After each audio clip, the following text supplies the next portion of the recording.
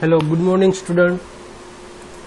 This is the video session of the specification, and in this video session we have to talk about detailed specification of different activities. Okay, and myself Darshan Parmar, and this is the video session of the subject of 7th semester of civil branch, and subject name is professional practice and valuation. Okay, in this video session we have talk about detailed specification for different activities. In different activities for a particular plastering, तो plastering की बात की जाए तो plastering है उस पर हम डिटेल स्पेसिफिकेशन है वो कैसे प्रिपेयर करेंगे। तो प्लास्टरिंग में पहला उसका जो पॉइंट है वो है मटेरियल्स। तो मटेरियल्स में different types of material we have to use during the plastering. Which types of material are used for the plastering? So in them different types of material like a cement, fine aggregate and water.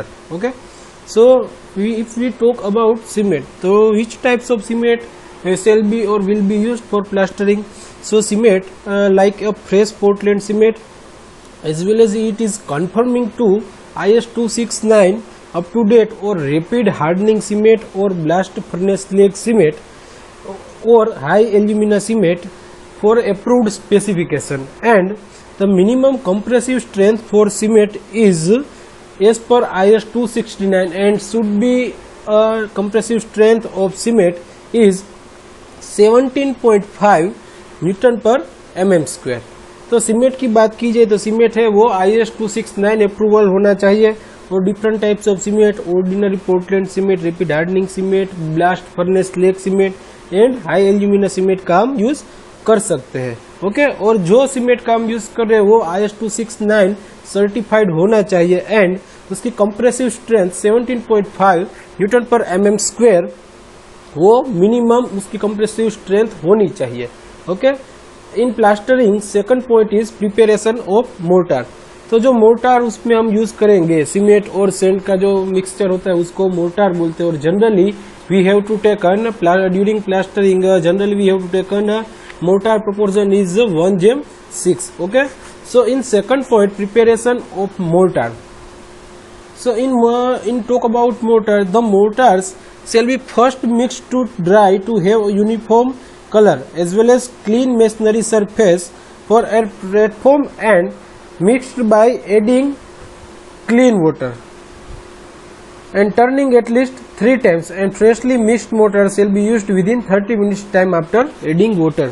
तो जो preparation of mortar की बात की जाए तो उसमें हम जब फ्रेशली मिक्स मोर्टार जब बनाते हैं तो उसका 30 मिनट के अंदर हमको यूज कर लेना चाहिए। आफ्टर एडिंग द वाटर, उसमें वाटर हम डालते हैं तो उसके बाद 30 मिनट में हमको उसका यूज मोर्टार का यूज कर लेना चाहिए। और moreover we can talk about plastering, we have to at least 3 times we have to add water in the particular mortar, and at least 3 times we have to gradually by turning at least 3 times, यानी कि 3 times है वो 3 बार है हमको वो उलट सुलट वो मोटर का मिक्सर उसको उलट सुलट करके उसको अच्छी तरीके से मिक्स करना चाहिए। ओके, तो आपको प्रिपरेशन ऑफ मोटर भी आई थिंक समझ में आ गया होगा। उसके बाद तीसरा पॉइंट है preparation of surface. Okay, so what is the preparation, sir उसका सरफेस हम कैसे तैयार करेंगे? So the surface of the wall shall be brushed, उस पे पहले हमको ब्रश लगाना पड़ेगा, उसके बाद उसको क्लीनिंग करना पड़ेगा, उसके बाद उसको वॉश यानी कि उसको धोना पड़ेगा, and wetted with water before plastering. और जब हम प्लास्टरिंग कर रहे होंगे तो उसके पहले वहां पे वाटर का छिड़काव भी किया जाता है। Okay, in case of cement plaster और cement concrete the face shall be lightly rough and clean washed and wetted. अगर हम सीमेंट प्लास्टर और सीमेंट कंक्रीट की बात करें तो उसका जो फेस है वो रफ होना चाहिए, क्लीन होना चाहिए, वॉश होना चाहिए और वेट होना चाहिए। Okay, now we can more talk about for the plastering to ensure uniform thickness of plaster, patches of 15 cm by 15 cm strips at 1 meter centers shall be applied first, and the gaps between the strips shall immediately be filled up with mortar. उस पे जो हम strips का use कर रहे होते हैं तो उस पे कोई भी वहां पे छेद रह जाते हैं तो उसको हम विद द फिलअप मोर्टार से उस पे वहां पे वो जो होल्स वहां पे रह गए होंगे उसको मोर्टार की हेल्प से हमको फिलअप करना पड़ेगा। After that laying. So what is the laying? Laying यानी कि वो हम वहां पे प्लास्टरिंग को किस तरीके से डालते हैं। Okay, so first mortar shall be dashed and pressed over the surface. तो पहले तो मोर्टार है उसको हम डेस्ट करना पड़ेगा और प्रेस्ड सरफेस के ऊपर प्रेस्ड करना पड़ेगा, and then brought to a true smooth and uniform surface by means of float and trowel. और फ्लोट और ट्रैवल की वजह, with the help of float and trowel we have to provide a true और smooth surface on the wall. Okay, external plastering shall be started from top and work down towards floor. तो जो external plastering हम कर रहे होंगे, हम बात करते हैं यहाँ पे लेइंग की, तो एक्सटर्नल प्लास्टरिंग जब हम प्लास्टरिंग में कर रहे होंगे तो प्लास्टरिंग का जो हाइट ऑफ बिल्डिंग है तो वहाँ पे हमको ऊपर से वो टॉप ऑफ फ्लोर और टॉप ऑफ बिल्डिंग से वहाँ पे स्टार्ट करना पड़ेगा प्लास्टरिंग एक्टिविटी, और उसके बाद हम नीचे की फ्लोरिंग की साइड आते जाएंगे। Okay, and internal plastering shall be started wherever the building frame is ready and centering of the roof slab have been removed. Ceiling plaster shall be completed before starting of wall plaster.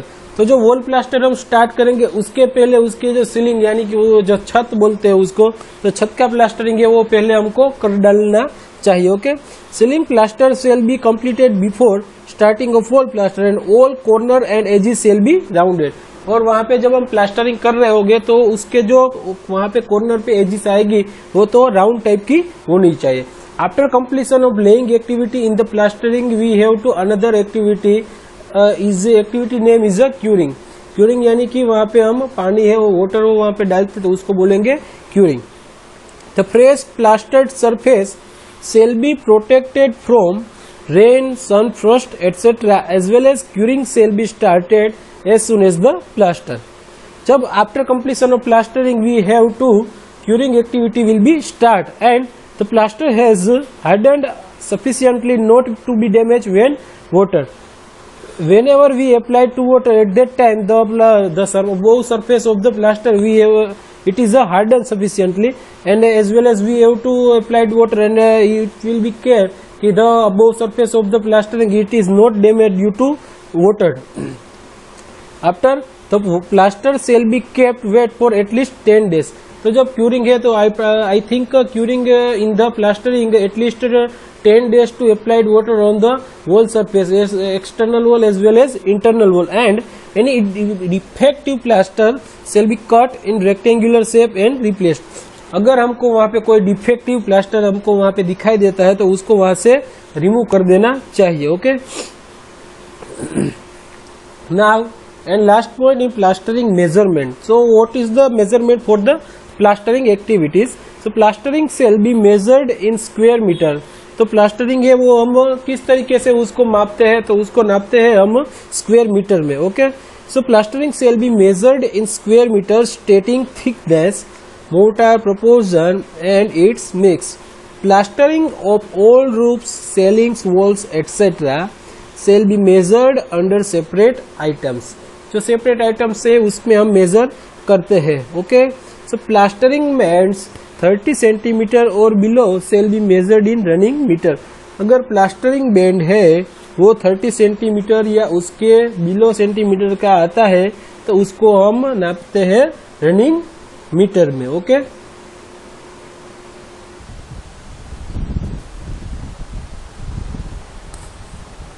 so in next slide we have to discuss about damp proof course. In full short form is D.P.C. It means damp proof course. Okay, so if we have to apply the damp proof course on the brickwork, and 2.5 centimeter thickness may be considered of the damp proof course, and cement concrete, and its proportion is 1 gem 1.5 gem 3. In a damp proof course, first point is materials. So what is the what materials are used for damp proof course? If we talk about damp proof course, so damp proof course shall be consist for the different types of material are used in the damp proof course, like a cement, coarse sand and stone aggregate. of 1.1 gem, 1.5 gem, 3 proportion and 2% eco-proof by weight of cement or other standard waterproofing compound may be used for the dam-proof course. Okay. Or cement is like cement, which types of cements are used for dam-proof course? Ferrous Portland cement are used in the dam-proof course, as well as coarse aggregate in material dam-proof course. Coarse material are used, and a coarse material properties like a hard and dense stone. 12 mm stone are used like a coarse aggregate for the materials of dam-proof course. Second type is a mixing. Okay. So second type is, what is the second type? Is a mixing. Coarse aggregate and sand shall be measured by volume with gauge boxes and cement by big having a weight of 50 kg और volume of 0.035 cubic metre. तो dam proof course में जो mixing करेंगे हम coarse aggregate and sand का, उसको volume gauge से हम मेजर करेंगे, और जो सीमेंट का वेट है वो कितना होगा 50 kg, और उसको क्यूबिक मीटर में हम वॉल्यूम काउंट करें तो 0.035 है उसका वेट होगा. Okay. So the mixing shall be done on a clean masonry platform और in a sheet iron tray in the proportion of 1 gem, 1.5 gem, 3. तो उसमें जो हम मेसनरी प्लेटफॉर्म लगाएंगे डैम प्रूफ कोर्स में, तो वो जो शीट आयरन का ट्रे उसका जो प्रोपोर्शन रखेंगे वो रखेंगे 1 gem, 1.5 gem, 3. Okay. So now clean water was added for a slowly as well as gradually while being mixed to the required quantity to give a plastic mix for workable consistency के लिए उसमें हम थोड़ा सा water है वो add करेंगे. and the जो after completion of water added and the mixture may become like a turn over 3 times to give a uniform and homogeneous concrete and placed on the as well as it is act as a damp proof course on the brickwork and it may thickness like a 2.5 centimeter. Third point is preparation of base. तो जो उसका base है वो हम कैसे prepare करेंगे, इस point में देखेंगे कि उसका डीपीसी का बेस है वो किस तरीके से हमको प्रिपेयर करने वाले हैं. Okay. The top of walls on which DPC is to be laid shall be constructed with bricks on edge और with frogs of the bricks down. तो उसका जो डीपीसी का जो वो टॉप लेयर होगा उस पे हम डीपीसी अप्लाई करने वाले हैं. जो ब्रिक्स होगा उसमें some types of frogs are वो ब्रिक्स डाउन में होंगे. ओके. और the top of the plinth bed over which DPC is to be placed shall be thoroughly cleaned with a steel brush. तो जो ब्रिक का top portion है उसको हम ब्रश से वो पूरे का पूरा साफ कर डालेंगे. Washed and wetted before laying the course of जो कोर्स ऑफ कंक्रीट उस पर लगाएंगे तो उसके पहले कंप्लीट तरीके से अच्छी तरीके से जो उसका टॉप पोर्शन अपर पोर्शन होगा उसको हम अच्छी तरीके से वो पोर्शन है वो साफ कर डालेंगे. Fourth point is laying. तो डैम प्रूफ कोर्स है वो वहां पे हम कैसे लगाएंगे. So the damp proof course shall be applied at the plinth level. तो जो वहाँ पे प्लिंथ लेवल होगा वहाँ पे हम अप्लाई करने वाले हैं डैम प्रूफ कोर्स. और हॉरिजॉन्टल लेयर 2.5 सेंटीमीटर थिकनेस. तो जो उसका थिकनेस हम लगाएंगे वहाँ पे उसका थिकनेस होगा 2.5 centimetre. Okay.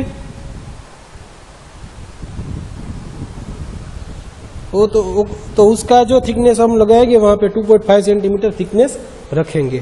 The concrete shall be laid within half an hour of mixing and compacted thoroughly by tamping to make dense concrete and levelled both longitudinally and transversely. तो वहाँ पे जो हम कॉन्क्रीट प्लेस करेंगे वो half an hour में mixing भी कर डालेंगे और कॉम्पैक्शन भी कर डालेंगे. डेंस कॉन्क्रीट और as well as level both longitudinally and transversely both direction में हम वहाँ पे लेंगे वो डैम प्रूफ कोर्स का लगाएंगे. उसके बाद पॉइंट है क्यूरिंग. तो क्यूरिंग वहाँ पे हम कैसे करेंगे. The damp proof course shall be cured with by watering and kept wet for 7 days and the construction of the wall above may be started. तो जो डैम प्रूफ कोर्स होगा वो क्यूरिंग करेंगे हम वाटर से एंड वो वहाँ पे कीप्ड वेट इट मीन्स कि 7 days के लिए वो वहाँ पे उसका जो मॉइस्चराइज और भेज लायक वहाँ पे डैम प्रूफ कोर्स है उसमें वाटर हम डालेंगे and the construction of the wall above में भी एंड उसके ऊपर का लेयर होगा वहाँ पे हम कंस्ट्रक्शन स्टार्ट करेंगे. Okay. So now next point painting with asphalt. तो वहाँ पे हम पेंटिंग करेंगे तो उसमें कौन सा बिट्यूमिन टाइप का उसमें जो एस्फाल्ट आएगा तो उसको हम वहाँ पे लेयर लगाएंगे फॉर डैम प्रूफ कोर्स के लिए. तो 2 course of asphalt painting shall be applied on the upper surface of DPC. का जो ऊपर का वहाँ पे जो भाग होगा ऊपर का सरफेस होगा वहाँ पे हम 2 course लगाएंगे. किसके एस्फाल्ट के 2 coat वहाँ पे लगाएंगे.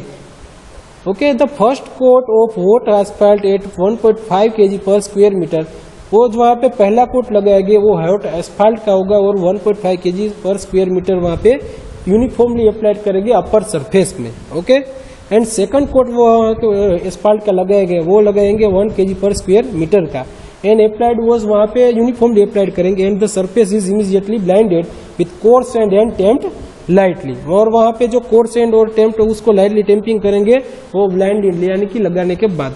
और 2 सेंटीमीटर डीपीसी अगर हम करेंगे तो क्या होगा कि द डीपीसी में be of 2 centimetre thick layer of 1 GM2 cement and course and mortar with standard waterproofing compound at the rate of 1 kg per bag of cement.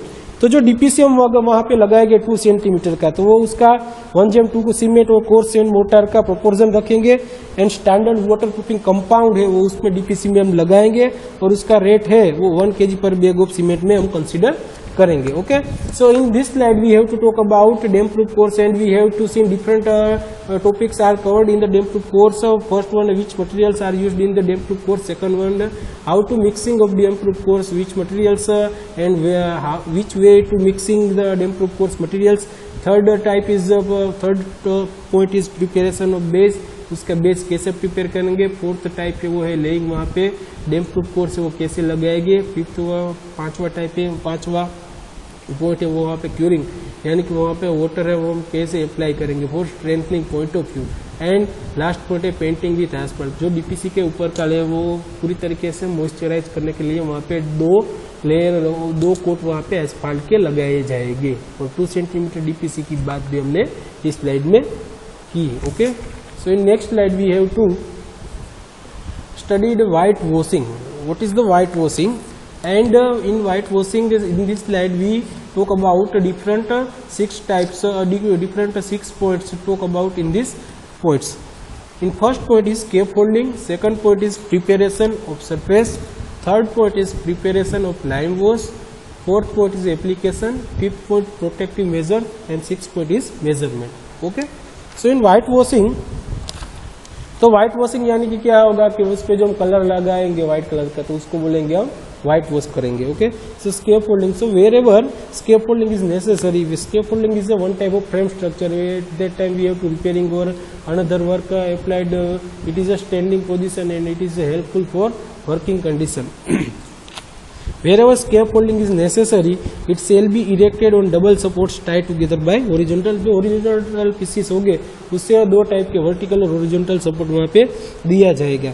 And over which scaffolding planks shall be fixed. और वहाँ पे जो planks आएगा wooden type का जो planks आएगा उसको वहाँ पे fix करेंगे. No balls and bamboos और planks shall be rest on or touch the surface which is being white washed. तो जो वहाँ पे white wash करते हो no bamboos planks rest touch surface में वहाँ पे हम नहीं रखेंगे.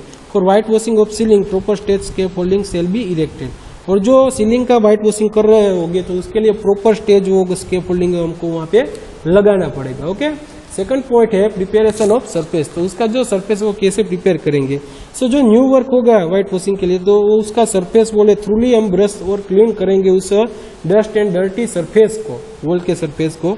And in case of old work are present in the wall, so all those pieces as well as scales shall be scraped off and holes in plaster and patches shall be filled up with mortar of the same mix. तो वहाँ पे जो surface prepare करेंगे तो उसके पहले जो जहाँ पे छेद होगी तो उस पे हम मोर्टार है वो पूरी तरीके से अप्लाइड करेंगे. उसके बाद preparation of lime wash. The wash shall be prepared from fresh stone white lime. जो उसका जो वहाँ पे प्रिपेयर फ्रॉम फ्रेश स्टोन है उसको वो से वो लाइम करेंगे स्टोन से. And the lime shall be thoroughly slaked on the spot mixed and stirred with sufficient quantity of water. Okay, now next point is application. तो व्हाइट वॉश का application क्या है. तो the wash shall be applied with मूंज और jute brush vertically and horizontally alternatively, and the wash kept stirred in the container while using. तो उसको जो वर्टिकली और हॉरिजॉन्टली हम उसको जो वॉशिंग करेंगे वहाँ पे व्हाइट वॉशिंग में, तो इस तरीके से हम व्हाइट वॉश करने वाले हैं. और 2 और 3 कोट्स वहाँ पे 2 और 3 कोट्स लगाए जाएंगे. तो जो इनर साइड होगा वहाँ पे हम 3 कोट्स लगाएंगे और आउटर साइड होगा वहाँ पे हम 2 कोट लगाएंगे. Okay, so after finishing the surface shall B of uniform colour. after completion of whitewashing work, all the walls are maybe looked like as a same color, and the whitewash should not splash on the floor and other surfaces. And if we talk about the whitewash, then whitewash not spread in the all over fourth direction as well as on the floor, and not spread on the building's other surfaces. The whitewashing of ceiling shall be done prior to then on walls. जो white washing की जो ceiling की बात की जाए तो उसको better priority देना चाहिए as compare to walls. So application we have to talk about in depth application of white washing.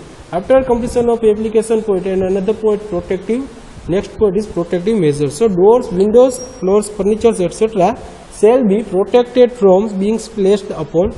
तो जो वहाँ पे जब हम कलर काम कर रहे होंगे, व्हाइट वॉशिंग चल रहा है, तो उसमें डोर्स एंड विंडोज काम को अच्छे से ख्याल रखना पड़ेगा. ओके.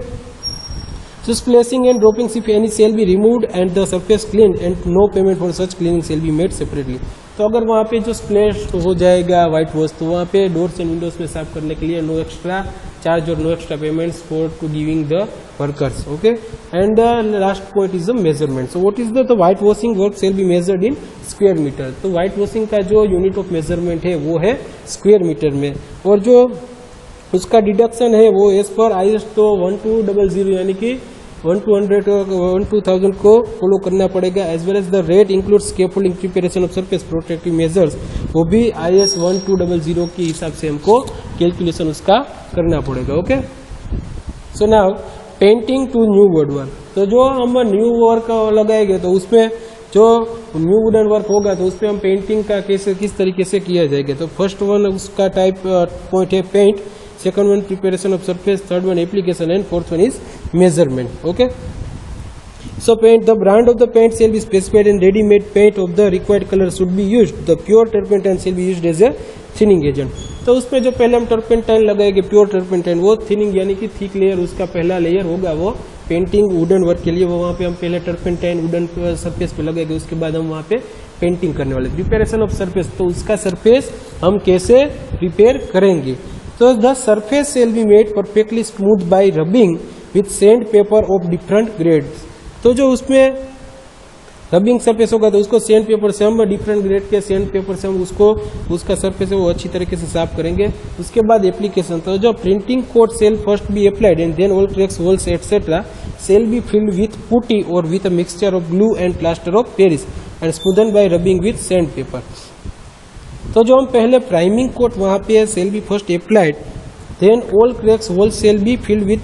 तो जो पहले हम प्राइमिंग कोट वहाँ पे अप्लाई करते हैं उसके बाद हम क्या करेंगे, तो उसके बाद जो उसमें वहाँ पे होल और छेद रहेगा तो उसको हम पुट्टी और ग्लू प्लास्टर ऑफ पेरिस से वहाँ पे फिलअप कर डालेंगे. And smoothing bye rubbing with, और जो वहाँ पे जो उसका सरफेस होगा उसको स्मूथिंग करेंगे हम रबिश सैंड पेपर से. The number of coat shall be specified in new work, 1 priming coat and 2 coats of paint shall be applied. So जो नंबर ऑफ कोट्स की बात करें तो पहला जो लेयर वहाँ पे हम लगाएंगे तो वो किसका लेयर होगा, तो वो प्राइम कोट का लेयर होगा. और उसके बाद के जो 2 लेयर आएंगे तो वो किसके लेयर आएंगे, तो उसके बाद जो 2 लेयर आने वाले हैं वो पेंट के लेयर होंगे. ओके. उसके बाद मेजरमेंट की हम बात करें painting to new wooden work में, तो measurement painting of doors and windows shall be measured closed and flat not girth in square metre. तो जो उसका मेजरमेंट होगा न्यू वुडन वर्क का तो वो मेजर करेंगे स्क्वायर मीटर में. एंड सेल इंक्लूड चौखट as well as frame edges, slits, etc. and different types of doors and windows shall be grouped under one item, and the area of uneven surface shall be converted into equivalent plane area by multiplying the flat measured area by suitable multiplying factor. So इस तरीके से painting to new wooden work में हम paint कैसे लगाएंगे, पहला prime coat आएगा, उसके बाद 2 कोट लगाने, प्रिपेरेशन ऑफ सरफेस में किस तरीके से सरफेस वो प्रिपेयर करेंगे, एप्लीकेशन वो किस तरीके एप्लीकेशन वो भी हमने यहाँ पे देखी.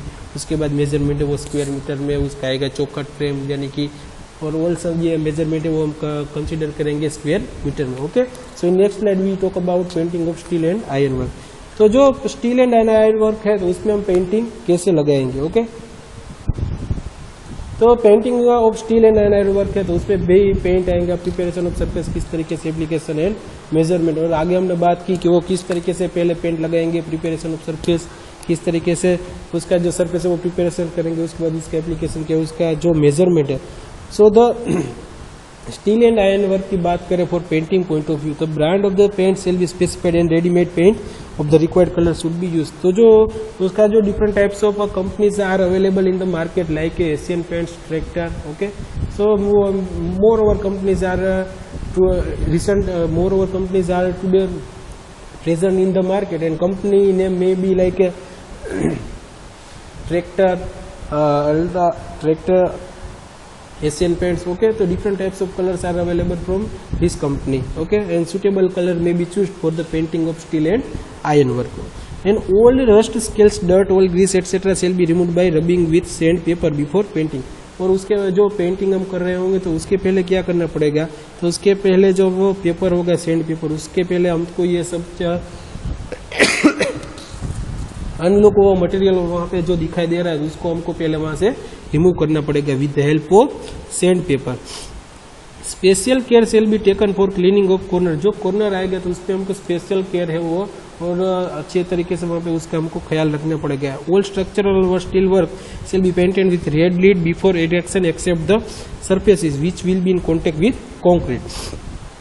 तो वहाँ पे जो कॉन्क्रीट वर्क हो जो, तो all structure steel work shall be painted with red lead before, तो जो स्ट्रक्चरल स्टील वर्क आएगा तो उसको पहले हमको रेड लीड है उससे पेंट करना पड़ेगा before erection except the surfaces which will be in contact with concrete. जो कॉन्क्रीट के कॉन्टेक्ट में आएगा तो उसको हमको रेड लीड कॉन्क्रीट से रेड लीड पेंट है वहाँ पे हमको पहले लगाना पड़ेगा। And where there is likelihood of corrosion from sea atmosphere a coat of raw linseed oil shall be applied. और कोरोजन जो सी एटमोस्फियर में कोरोजन टाइप का एरिया होगा तो वहाँ पे हमको लिंच्ड ऑयल है वो पहले अप्लाइड करना पड़ेगा। And immediately after cleaning and before the first coat of red lead and 2 or 3 coats of approved ready-made paint shall be applied at right angles to each other after erection of the structural member, and each coat shall be allowed to dry up perfectly before the succeeding coat is laid over it, and painting shall be carried out during the dry weather. तो जो painting वहाँ पे painting की बात की तो painting किस, तो जब ड्राइंग कंडीशन होगी, ड्राई वेदर होगा तो उस वक्त हमको पेंटिंग करना वो है हितावह रहेगा। और each coat shall be allowed to dry perfectly, जो वो हम वहाँ पे उसका कोटिंग लगाएंगे तो वो परफेक्टली ड्राई होना चाहिए बिफोर द कोट, वो पहले कंप्लीशन पहले वो, उसके बाद जो after completion of drying condition next coat is the applied, okay. So in next slide we talk about sand filling in plinth, okay. So sand used for filling shall be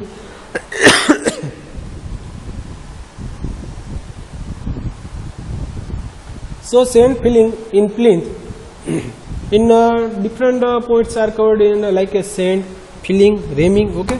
So what is the sand used for filling shall be fine, free from dust, organic and foreign matter. तो इस types की characteristics होनी चाहिए sand की। After that filling sand shall be spaced uniformly to cover a layer not exceeding 20 centimeter to the entire filling area. The sand shall then be saturated in water. Third part है रेमिंग। तो रेमिंग के वो के रेमिंग कैसे करेंगे? रेमिंग shall be started by number of rammers in a row for the space between the two plinth walls. जो 2 plinth wall होगी उसके अंदर हम रेमिंग करेंगे, ओके। और the spacing between 2 rammers shall be 1.5 meter and simultaneous ramming by all rammers in the row shall be done up to the end of other side of the area. The second layer of sand shall be thoroughly saturated with water as of first layer and the process of ramming shall be continued. तो जो पहला layer हम लगा डालेंगे उसके बाद जो रेमिंग का प्रोसेस होगा वो कंटिन्यू करेंगे। Before ramming the final layer the entire filled up area shall be flooded with water and the same process of ramming shall be continued till no further settlement can be appreciated. At the edges or corners where ramming is not feasible, consolidation shall be done. और जहाँ पे रेमिंग possible नहीं होगा तो वहाँ पे हम क्या करेंगे, तो वहाँ पे हम कंसोलिडेशन एक्टिविटी है वो करेंगे। And the finished surface shall be finally levelled longitudinally and transversely to the desired slope. और उसके बाद क्या आएगा कि डिजायर्ड स्लोप में हमको ट्रांसफर करने के लिए longitudinal as well as transversely हमको वो अच्छी तरीके से रेमिंग वहाँ पे करना पड़ेगा, ओके।